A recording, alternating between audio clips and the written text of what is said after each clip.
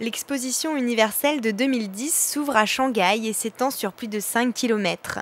Elle attend pas moins de 70 millions de visiteurs qui pourront découvrir les pavillons de 240 pays et régions. Cette exposition se déroule pour la première fois dans un pays en développement. Elle est un enjeu majeur pour la Chine. C'est une manifestation pour les autorités chinoises de l'émergence du pays sur la scène mondiale. Donc au niveau national, c'est évidemment un événement très important. Au niveau international, il y a un intérêt considérable pour la Chine.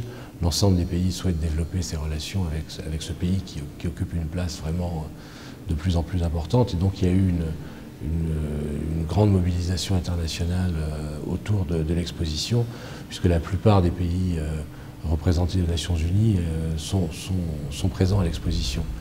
En choisissant le thème « Une meilleure ville, une meilleure vie », l'exposition veut prôner une harmonie entre l'homme et son environnement.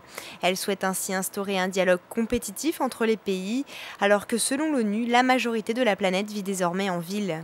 Comment améliorer la vie des citoyens, comment faire que l'on respecte mieux les règles environnementales, qu'on pollue moins, qu'on facilite la vie des citoyens tout en respectant l'environnement et les contraintes financières que chacun a. Donc ce thème est un thème fédérateur, c'est un thème qui intéresse tout le monde et l'exposition de Shanghai devrait mettre en valeur les expériences les plus originales, les plus intéressantes. Ce sera le thème également du pavillon français, donc le thème général est celui de la ville sensuelle. Et le thème également des autres pavillons régionaux. Il y aura 3 régions qui seront présentes dans la zone dite des bonnes pratiques, avec un pavillon alsacien, un pavillon Rhône-Alpes et un pavillon Île-de-France. La France sera ainsi représentée par un pavillon de 6000 m² assorti d'un jardin vertical très attendu. Conçu par Jacques Ferrier, ce pavillon est parrainé par Alain Delon et animé par la compagnie française pour l'exposition de Shanghai 2010, la COFRES.